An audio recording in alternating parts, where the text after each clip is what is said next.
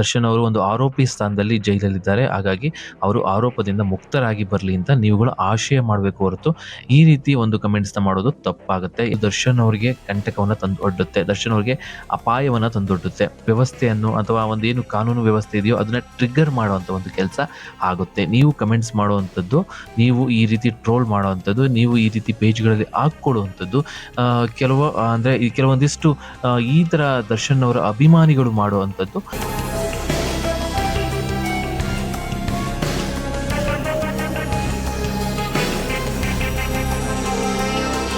Hi hello ನಮಸ್ಕಾರ ಸ್ನೇಹಿತರೆ, ಹೇಗಿದ್ದೀರಾ? ಚೆನ್ನಾಗಿದ್ದೀರಾ ಅಂತ ಅನ್ಕೋತೀನಿ. ನಿನ್ನೆಯಿಂದ ಒಂದಷ್ಟು ವಿಡಿಯೋಗಳು ವೈರಲ್ ಆಗ್ತಿದೆ. ಅಂದರೆ ಒಂದಿಷ್ಟು ವಿಡಿಯೋ ಮತ್ತು ಒಂದು ಫೋಟೋ ವೈರಲ್ ಆಗ್ತಿದೆ. ಇದು ದರ್ಶನ್ ಅಭಿಮಾನಿಗಳು ನೋಡಲೇಬೇಕಾದಂಥ ವಿಷಯ. ಏನಪ್ಪಾ ಅಂದರೆ ಇಲ್ಲಿ ನನ್ನ ಅನಿಸಿಕೆ ಏನಪ್ಪಾ ಅಂದರೆ ಇಲ್ಲಿ ಕೆಲವರ ದರ್ಶನ್ ಅವರ ಅಭಿಮಾನಿಗಳಿಗೆ ಈ ಫೋಟೋಯಿಂದ ಖುಷಿ ಆಗಿದೆ. ದರ್ಶನ್ ಅವರು ಸ್ವಲ್ಪ ಆರಾಮಾಗಿದ್ದಾರೆ, ದರ್ಶನ್ ಅವರು ಮುಖನ ನೋಡಿದಾಗ ಕೆಲವರಿಗೆ ಖುಷಿ ಆಗಿದೆ. ಕೆಲವರು ಒಂದಿಷ್ಟು ಕಮೆಂಟ್ಗಳನ್ನ ಮಾಡಿದ್ದಾರೆ. ಸಿಂಹ ಯಾವತ್ತಿದ್ರು ಸಿಂಹನೇ, ಸಿಂಹ ಎಲ್ಲೇ ಇದ್ರು ಸಿಂಹನೇ, ಹಾಗೆ ಹೀಗೆ ಅಂತ ಕೆಲವೊಂದಿಷ್ಟು ಟ್ರೋಲ್ಗಳನ್ನು ಮಾಡಿದ್ದಾರೆ.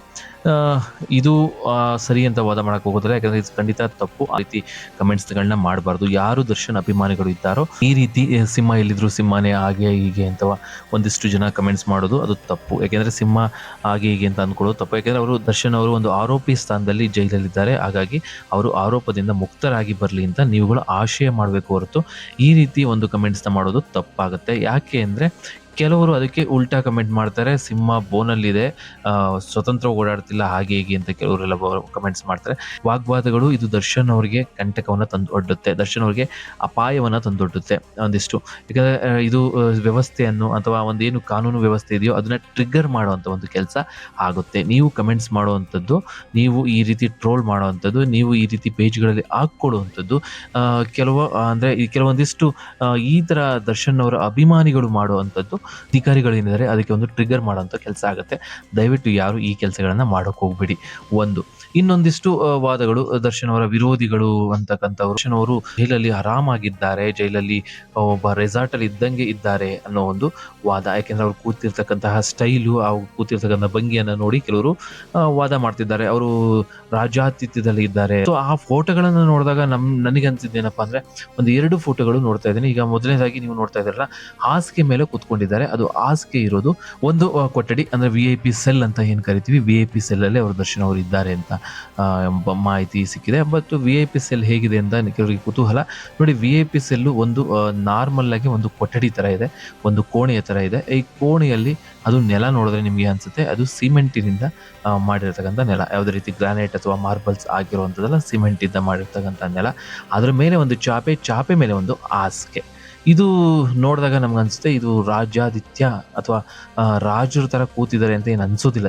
ಕೆಲವ್ರು ಹಂಗಂತಾರೆ, ಬಟ್ ನನಗೇನು ಅನ್ನಿಸ್ತಾ ಇಲ್ಲಪ್ಪ, ಇದು ರೆಸಾರ್ಟ್ ಅಲ್ಲಿ ಕೂತಿದ್ದಾರೆ ಅಂತ ಅನ್ಸಲ್ಲ. ಮತ್ತೆ ಇನ್ನೊಂದು ಫೋಟೋನ ಹೇಳಿ ರೆಸಾರ್ಟ್ ಅಲ್ಲಿ ಕೂತಿದ್ದಾರೆ ಹಾಗೆ ಹೇಗೆ ಅಂತ ಕೆಲವರು ಹೇಳಿದ್ರು. ಇನ್ನೊಂದು ಫೋಟೋ ನೀವು ನೋಡ್ಬೋದು, ಆರಾಮಾಗೆ ಚೇರ್ ಮೇಲೆ ಕೂತಿದ್ದಾರೆ, ಕೈಯಲ್ಲಿ ಸಿಗರೇಟ್ ಇದೆ, ಒಂದು ಟೀ ಕಪ್ ಇದೆ, ಕಾಫಿ ಇದೆ ಅಂತ ಕೆಲವರು ಹೇಳ್ತಾರೆ. ಬಟ್ ಇದಕ್ಕೆ ವ್ಯವಸ್ಥೆ ಇದೆಯಾ ಅಂತ ನಾವು ನೋಡಿದಾಗ, ಅಂದ್ರೆ ಇದಕ್ಕೆಲ್ಲ ಸೌಲಭ್ಯ ಜೈಲಿನಲ್ಲಿ ಸಿಗುತ್ತಾ ಅಂತ ನೋಡಿದಾಗ, ಕೆಲವು ಅಧಿಕಾರಿಗಳು ಹೇಳಿರೋ ಪ್ರಕಾರ ಜೈಲಿನಲ್ಲಿ ಎಲ್ಲ ಸಿಗುತ್ತೆ.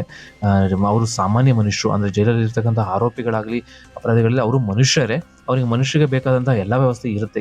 ಅಥವಾ ಸಿಗರೇಟ್ ಸಿಗಬೇಕು ಅಂದ್ರೆ ಸಿಗರೇಟ್ ಸಿಗುತ್ತೆ, ಕಾಫಿ ಟೀ ಬೇಕು ಅಂದ್ರೆ ಕಾಫಿ ಟೀ ಸಿಗುತ್ತೆ. ಎಲ್ಲವನ್ನು ದುಡ್ಡು ಕೊಟ್ಟು ಅವರು ತಗೋಬೇಕಾಗುತ್ತೆ. ಅವರೇ ದುಡ್ದಂಥ ದುಡ್ಡಲ್ಲಿ ತಗೋಬೇಕಾಗತ್ತೆ, ಅಥವಾ ಅವರ ಸ್ವಂತ ದುಡ್ಡಿಂದ ತಗೋಬೇಕಾಗತ್ತೆ ಅನ್ನೋ ಒಂದು ಮಾತನ್ನ ಕೆಲವು ಅಧಿಕಾರಿಗಳು ಹೇಳಿದ್ರು. ಮತ್ತೆ ಕೂತ್ಕೊಳ್ಳೋಕೆ ಅವಕಾಶ ಇದೆಯಾ ಅನ್ನೋದು ಕೆಲವರು ಹೇಳಿದಾಗ, ಕೂತ್ಕೊಳ್ಳೋಕ್ಕೂ ಅವಕಾಶ ಇದೆ, ಕೂತ್ಕೋಬಹುದು. ಈ ರೀತಿ ಗುಂಪು ಕಟ್ಟಿ ಕೂತ್ಕೊಳ್ಳೋ ಹಾಗಿಲ್ಲ ಅಂತಲೂ ಕೆಲವರು ಹೇಳಿದ್ರು. ಈ ರೀತಿ ಗುಂಪು ಕಟ್ಟಿಕೊಂಡು ಕೂತ್ಕೊಳ್ಳೋದು ತಪ್ಪು ಅಂತಲೂ ಕೆಲವರು ಹೇಳಿದ್ರು. ಬಟ್ ಇದನ್ನ ನೋಡಿದಾಗ ನಾವು ರೆಸಾರ್ಟ್ ಅಲ್ಲಿ ಇದ್ದ ತರ ಇದ್ದಾರೆ ಅಂತ ನಾವು ಅಂದ್ಕೊಳ್ಳೋಕೆ ಸಾಧ್ಯ ಇಲ್ಲ. ಯಾಕೆ ಅಂದ್ರೆ ಒಂದು ದಿನದಲ್ಲಿ ನೀವೇ ಆಗ್ಬೋದು ಅಥವಾ ನಾವೇ ಆಗ್ಬೋದು, ಒಂದು ದಿನ ಯಾವಾಗಲೂ ಒಂದೇ ತರ ಕೂತಿರೋಕ್ಕೆ ಸಾಧ್ಯನೇ ಇಲ್ಲ. ಈಗ ನಾವು ಯಾವುದೋ ಒಂದು ಕಷ್ಟ ಬಂದಾಗ ಅಥವಾ ಯಾವುದೇ ಒಂದು ಏನೋ ಒಂದು ಸಮಸ್ಯೆ ಬಂದಾಗ ಒಂದಿಷ್ಟು ಗಂಟೆಗಳ ಕಾಲ ಮೌನವಾಗಿರ್ತೇವೆ, ಒಂದಿಷ್ಟು ಗಂಟೆಗಳ ಕಾಲ ಯೋಚನೆಯಲ್ಲಿ ಇರ್ತೇವೆ. ಅಂದರೆ ಒಂದಿಷ್ಟು ಗಂಟೆಗಳ ಕಾಲ ಟಿವಿಯನ್ನು ನೋಡ್ತೇವೆ, ಒಂದಿಷ್ಟು ಗಂಟೆಗಳ ಕಾಲ ಯಾರ ಜೊತೆನಾದ್ರೂ ಮಾತಾಡ್ತೀವಿ. ಈ ರೀತಿ ಒಂದು ದಿನಚರಿಯನ್ನು ಕಳೀತೇವೆ ಪ್ರತಿಯೊಬ್ಬರು ಅಷ್ಟೇ. ಹೊರಗಡೆ ಪ್ರಪಂಚಕ್ಕೆ ಹೋಗದೇ ಇದ್ದಾಗ ನೀವೇನೆಲ್ಲ ಮಾಡೋಕ್ಕೆ ಸಾಧ್ಯ? ನೀವು ಹೊರಗಡೆ ಪ್ರಪಂಚ ಯಾವುದೇ ರೀತಿ ಲಿಂಕ್ ಇರೋದಿಲ್ಲ, ಮತ್ತು ಹೊರಗಿನ ಪ್ರಪಂಚದ ಜೊತೆಗೆ ಯಾವುದೇ ರೀತಿ ಟಚ್ ಇರೋದಿಲ್ಲ ಅಂದಾಗ, ನಿಮ್ಮವರು ನಿಮ್ಮ ಬಂಧುಗಳು ಯಾರೂ ಇಲ್ಲ ಅಂದಾಗ ನಿಮ್ಮ ದಿನಚರಿ ಹೇಗಿರುತ್ತಪ್ಪ ಅಂದರೆ ನೀವೇ ಒಂದು ಊಹೆ ಮಾಡ್ಕೋಬೋದು. ಅಂದರೆ ಒಂದಿಷ್ಟು ಗಂಟೆಗಳ ಕಾಲ ಯೋಚನೆ ಮಾಡ್ಬೋದು, ನಾನು ಯಾಕೆ ಈ ಜೈಲಿಗೆ ಬಂದೆ ಅಂತ ಯೋಚನೆ ಮಾಡ್ಬೋದು, ಅಥವಾ ನಾನು ಮಾಡಿದಂಥ ತಪ್ಪಿನ ಬಗ್ಗೆ ಕೆಲವೊಂದಿಷ್ಟುಗಳ ಕಾಲ ಈಗ ಮಾಧ್ಯಮಗಳೇ ತೋರಿಸಿತ್ತು. ಕೆಲವೊಂದಿಷ್ಟು ಚಿಂತೆಯಲ್ಲಿ ತೊಡಗಿದ್ದಾರೆ, ಯೋಚನೆಯಲ್ಲಿದ್ದಾರೆ, ಧ್ಯಾನದಲ್ಲಿದ್ದಾರೆ ಕೆಲವೊಂದು ಮಾಹಿತಿಗಳನ್ನ ನಾವು ಪಡ್ಕೊಂಡಿದ್ವಿ. ಅದು ಮಾಧ್ಯಮಗಳ ಮುಖಾಂತರನೇ ಪಡ್ಕೊಂಡಿರೋಂಥದ್ದು.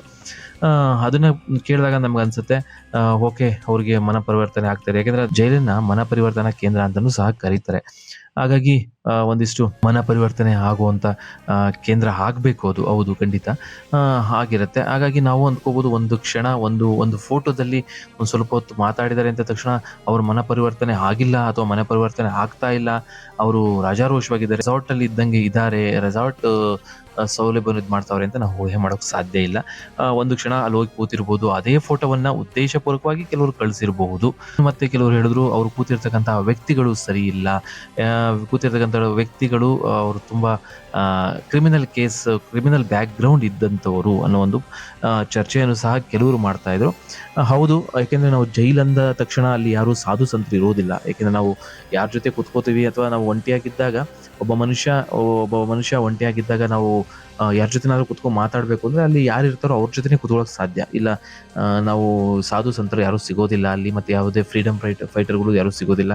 ಎಲ್ಲರೂ ಒಂದಲ್ಲ ಒಂದು ತಪ್ಪು ಮಾಡಿರ್ತಾರೆ, ಎಲ್ಲರೂ ಒಂದಲ್ಲ ಒಂದು ತಪ್ಪು ಮಾಡಿನೇ ಅಲ್ಲಿಗೆ ಬಂದಿರ್ತಾರೆ. ಹಾಗಾಗಿ ಅಂತಹ ಅಪರಾಧಿಗಳು, ಅಂತಹ ಆರೋಪಿಗಳ ಜೊತೆನೇ ನಾವು ಕೂತ್ಕೋಬೇಕಾಗುತ್ತೆ. ನಾನು ಯಾರ ಜೊತೆನೇ ಕೂತ್ಕೋಬೇಕು ಅಂದರೆ ಅವನಿಗೆ ಒಂದಲ್ಲ ಒಂದು ಆರೋಪ ಮಾಡಿರ್ತಾನೆ, ಅಂಥ ಆರೋಪಿ ಜೊತೆನೇ ಕೂತ್ಕೋಬೇಕಾಗತ್ತೆ. ಇಲ್ಲ ಒಂಟಿಯಾಗಿರ್ಬೇಕು, ನನಗೆ ಯಾರೂ ಬೇಡಪ್ಪ, ಅವ್ರು ಯಾರೂ ಸರಿ ಇಲ್ಲ ಅಂತ ನಮಗೇನೋ ಅನ್ನಿಸ್ತದೆ, ಒಂಟಿಯಾಗಿರ್ಬೇಕಾಗತ್ತೆ. ಇಲ್ಲಾಂದ್ರೆ ನಾವು ಅಂಥವ್ರ ಜೊತೆನೇ ಕೂತ್ಕೋಬೇಕಾಗತ್ತೆ, ಅದು ಬೇರೆ ದಾರಿ ಇಲ್ಲ. ಸೊ ಅದನ್ನು ನಾವು ನೋಡೋ ದೃಷ್ಟಿಯಲ್ಲಿ ಇರುತ್ತೆ. ನನ್ನ ಅನಿಸಿಕೆ ಇದು. ನಾನು ಹೇಳ್ತಿರೋದೆಲ್ಲ ನಿಜನೇ ಅಂತಲ್ಲ, ಇದು ನನ್ನ ಒಪಿನಿಯನು. ನಿಮ್ಮ ಒಪಿನಿಯನ್ ನೀವು ಕಮೆಂಟ್ ಮಾಡಿ ತಿಳಿಸಿ. ಒಂದು. ಎರಡನೇದಾಗಿ, ಈಗ ಒಬ್ಬ ಸೆಲೆಬ್ರಿಟಿ ಇಂದಾಗ ದರ್ಶನ್ ಅವರು ಕೆಲವೊಂದು ವಿಚಾರಗಳನ್ನ ಹೇಳಿದ್ರು ಮುಂಚೆನೆ. ಅಂದರೆ ನನಗೆ ಒಬ್ಬ ಒಳ್ಳೆಯವನು ಗೊತ್ತಿರ್ತಾನೆ, ಇವನು ಯಾರು ಅಂತ ಗೊತ್ತಿರೋದಿಲ್ಲ, ನನ್ನ ಪಕ್ಕದಲ್ಲಿ ಬಂದು ಫೋಟೋ ತೊಗೊಂಡಿರ್ತಾನೆ, ಆಮೇಲೆ ಗೊತ್ತಾಗೋದು ಇವನೊಬ್ಬ ದೊಡ್ಡ ರೌಡಿ, ಇವಂದೇ ಆದ ಒಂದು ಹೆಸರಿದೆ ಅಂತ. ಇದರ ಕೆಲವೊಂದು ವಿಡಿಯೋ ಮಾತನ್ನ ಕೇಳಿದ್ವಿ. ಅಂದರೆ ಒಬ್ಬ ಸೆಲೆಬ್ರಿಟಿ ಆದವನು, ನಾನು ನಿಮ್ಮ ಬಾಸ್, ನಾನು ನಿಮ್ಮ ಅಭಿಮಾನಿ ಬಾಸ್, ಹಾಗೆ ಹೀಗೆ ಅಂತ ಬಂದಾಗ, ನೀನು ರೌಡಿನ, ನೀನು ಒಳ್ಳೆಯವನ, ನೀನು ಫ್ರೀಡಮ್ ಫೈಟರ್ ಅಂತ ಕೇಳೋಕ್ಕಾಗೋದಿಲ್ಲ. ಸೊ ಹಾಗಾಗಿನೂ ಕೂತಿರ್ಬೋದು ಅವ್ರ ಜೊತೆ. ವಾದ ಮಾಡ್ತಾ ಇದ್ದೀನಿ ಅಥವಾ ನಾನು ಅವರು ಪರವಾಗಿ ಮಾತಾಡ್ತಾ ಇದ್ದೀನಿ ಅಂತಲ್ಲ, ಬಟ್ ಈ ಎಲ್ಲ ಆ್ಯಂಗಲಲ್ಲೂ ಯೋಚನೆ ಮಾಡ್ಬೋದಲ್ವಾ ಅನ್ನೋ ಒಂದು ಯೋಚನೆ ನನಗೆ ಬಂತು. ಹಾಗಾಗಿ ನಾನು ಇದನ್ನು ಹೇಳ್ತಾ ಇದ್ದೇನೆ. ಇದೇ ಸರಿ ಅಥವಾ ಇದೇ ದರ್ಶನ್ ಅವರ ಮನಸ್ಸಲ್ಲಿ ಇದೆ ಅಂತಲೂ ನಾನು ಹೇಳಲಿಕ್ಕಾಗೋದಿಲ್ಲ. ಯಾಕಂದ್ರೆ ಅವ್ರ ಮನಸ್ಸಲ್ಲಿ ಏನಿದೆ ಅಂತ ಅದು ಅವ್ರಿಗೆ ಅಷ್ಟೇ ಗೊತ್ತು. ಈಗ ನಾನು ದರ್ಶನ್ ಅವರು ಇದಕ್ಕೆ ಕೂತಿದ್ದಾರೆ, ಅವರು ಅಭಿಮಾನಿಯಾಗಿ ಕೇಳ್ಕೊಂಡಿರ್ಬೋದು, ಅದಕ್ಕೆ ಹೋಗಿ ಕೂತಿದ್ದಾರೆ ಅಂತ ನಾನು ಹೇಳೋಕೆ ಹೋಗೋದಿಲ್ಲ. ಫೋಟೋದಲ್ಲಿ ನಾವು ಹೀಗೆ ಅಂತ ನಾವು ನಿರ್ಧಾರ ಮಾಡೋಕ್ಕಾಗೋದಿಲ್ಲ. ಅದು ಹೀಗೆ ನಡೆದಿರ್ಬೋದು ಅಂತಲೂ ಸಹ ನಿರ್ಧಾರ ಮಾಡೋಕ್ಕಾಗೋದಿಲ್ಲ. ಇದಕ್ಕೆ ನಾನು ಈ ವಿಡಿಯೋ ಮಾಡ್ತಿರೋ ಉದ್ದೇಶ ಏನಪ್ಪ ಅಂದರೆ, ಎಸ್ಪೆಷಲಿ ದರ್ಶನ್ ಅವರ ಅಭಿಮಾನಿಗಳಿಗೆ ಇದನ್ನ ಬೇರೆ ರೀತಿ ಬಿಂಬಿಸೋಕೆ ಹೋಗ್ಬಾರ್ದು. ಯಾಕೆಂದರೆ ನಿಜವಾಗ್ಲೂ ನಿಮಗೆ ದರ್ಶನ್ ಅವರ ಮೇಲೆ ಗೌರವ ಇದ್ದರೆ, ನಿಜವಾಗ್ಲೂ ನಿಮಗೆ ದರ್ಶನ್ ಅವ್ರಿಗೆ ಒಳ್ಳೇದಾಗಬೇಕು ಅನ್ನೋ ಬಯಸೋದಾದರೆ ನೀವು ಯಾರು ಈ ರೀತಿ ತಪ್ಪುಗಳನ್ನ ಮಾಡೋಕೆ ಹೋಗ್ಬಿಡಿ. ಖುಷಿ ಪಡಿ, ಓಕೆ ನಮ್ಮ ಬಾಸ್ ಈ ರೀತಿ ಇದ್ದಾರೆ ಅಥವಾ ನಮ್ಮ ಚೆನ್ನಾಗಿದ್ದಾರಪ್ಪ ಸದ್ಯ ನೋಡಿದ್ವಿ ಕಣ್ಣಿಂದ ಅನ್ನೋ ಒಂದು ಖುಷಿ ಸಿಕ್ಕರೆ ನೀವು ಖುಷಿಯಿಂದ ಇರಿ. ಸಮಾಜವನ್ನ ಟ್ರಿಗರ್ ಮಾಡೋ ಥರ, ಯಾಕೆಂದ್ರೆ ಅವರು ಹೋಗಿರ್ತಕ್ಕಂತಹ, ಈಗ ಅವರು ಏನು ಹೋಗಿದ್ದಾರೋ ಒಳಗಡೆ, ಜೈಲಿನೊಳಗಡೆ ಹೋಗಿದ್ದಾರೋ ಆ ಒಂದು ಪ್ರಕರಣ ಏನಿದೆ, ಅದೊಂದು ಗಂಭೀರವಾದ ಪ್ರಕರಣ ಆಗಿರೋದ್ರಿಂದ ಅದನ್ನ ನಾವು ಗಂಭೀರವಾಗಿ ಪರಿಗಣಿಸಬೇಕು ಹೊರತು ಅದನ್ನು ನಾವು ಅಸಡ್ಡೆಯಾಗಿ ಮಾತನಾಡಲಿಕ್ಕೆ ಆಗೋದಿಲ್ಲ. ಸೊ ಅಭಿಮಾನಿಗಳಲ್ಲಿ ಒಂದು ಕಳಕಳಿಯ ಮನವಿ ಏನಪ್ಪ ಅಂದರೆ, ನೀವು ಯಾವುದೇ ರೀತಿ ಒಂದು ಪೋಸ್ಟ್ ಹಾಕೋದಕ್ಕಿಂತ ಮುಂಚೆ ಬೇರೆ ಯಾರನ್ನೋ ಹುರ್ಸೋಕಾಗಲಿ ಅಥವಾ ಬೇರೆ ಯಾರನ್ನೋ ಟ್ರಿಗರ್ ಮಾಡೋ ರೀತಿ ಇರಬಾರ್ದು. ಬೇರೆಯವ್ರಿಗೆ ಟ್ರಿಗರ್ ಮಾಡೋ ಥರ ಅಥವಾ ಸಮಾಜದ ವ್ಯವಸ್ಥೆಯನ್ನು ಹಾಳು ಮಾಡೋ ರೀತಿ ನೀವು ಯಾವುದೇ ರೀತಿ ಕಮೆಂಟ್ನ ಮಾಡೋಕೆ ಹೋಗ್ಬಿಡಿ. ಇದು ಒಂದು ಕಳಕಳಿಯ ಮನವಿ. ಅದು ನಿಮ್ಮ ಪೋಸ್ಟ್ಗಳು ಏನಿದೆ ಅದು ದರ್ಶನ್ ಅವ್ರಿಗೇನೆ ಇನ್ನೂ ಸಂಕಷ್ಟ ತಂದೊಡ್ಡುವಂತಹ ಕೆಲಸಗಳನ್ನ ಮಾಡುತ್ತೆ. ಇದಿಷ್ಟು ಮನವಿ.